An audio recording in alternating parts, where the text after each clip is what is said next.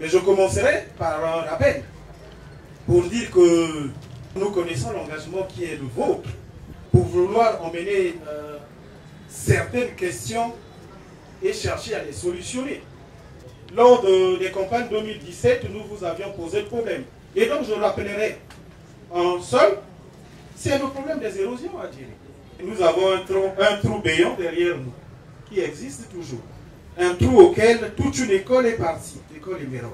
Nous avons un bijou, le lycée scientifique de Masengo, qui, on croise les doigts chaque fois qu'il pleut. Nous avons derrière l'Itatolo, Don Bosco, qui est parti. Un pan du mur de Don Bosco est parti. Nous avons le seul centre de santé moderne construit en allant vers Domaine, qui n'a jamais ouvert les portes parce qu'il y a une érosion qui menace. Et nous en avons en face l'ancien paix à son âme, le feu Noumazalaï, où on a certes bloqué l'érosion, mais qu'on n'a pas dompté. Nous en avons, et Bomapoko, et nous en avons encore sur le goudron de Mukondo, sur l'avenue Arc-en-Ciel. Donc il y en a comme ça plusieurs qui menacent notre quiétude. Mais maintenant que les choses vont de mieux en mieux, nous pensons que notre première doléance pour l'arrondissement 9 de Djiri, c'est de revenir, parce que l'État étant une continuité, que le gouvernement actuel reprenne l'engagement de pouvoir solutionner cette question des érosions pour nous. C'est notre première doléance pour Djiri. Nous avons une deuxième doléance qui ne pourra pas être solutionnée par la mairie de Brazzaville. C'est la route nationale numéro 2, du pont de Mikalou jusqu'au pont de Djiri. Mais c'est un calvaire. Mais nous vivons les embouteillages depuis près de 10 ans. Ça devient même habituel. Mais les enfants qui vont à l'école et les paisibles populations qui vont au boulot, mais c'est compliqué.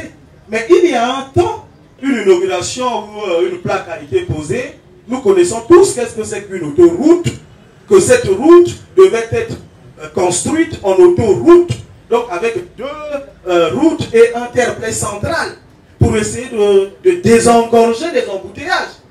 Mais vous contrôlez l'action du gouvernement. Donc en repartant au Sénat, comme nous allons vous élire ce dimanche, mais revenez auprès lors de vos interpellations auprès du gouvernement pour leur poser la question à savoir, mais où en est-on de l'autoroute pont de Mikalou, pont de Djiri? Parce que c'est le problème, entre autres les problèmes de Djiri.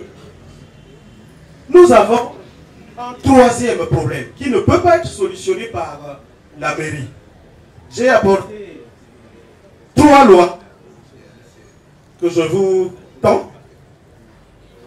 La première loi porte sur la délégation de compétences sur l'enseignement de base et l'enseignement de base et l'enseignement secondaire. Les lois existent, c'est voté par vous, le Parlement, Assemblée et le Sénat, promulgué en novembre 2019, ça fait 4 ans, qui ne sont jamais mises en application. La deuxième loi, c'est sur la santé de base, donc qui est promulguée le même 19 novembre 2019. La troisième loi, c'est sur l'entretien routier. Cette fois-ci, ce ne sont pas les compétences à transférer, mais c'est maintenant les compétences transférées. Donc, ce qui voudrait dire que les collectivités locales devaient les exercer. Mais juste à notre grand étonnement, 4 ans après, l'arrondissement de Djiri, parce que nous parlons au nom de l'arrondissement de Djiri, ne compte que 4 écoles publiques. Jacques Opango, Thomas Sankara, Bernadette Bayol et Masengo Veribaliko. Pour près de 500 000 habitants.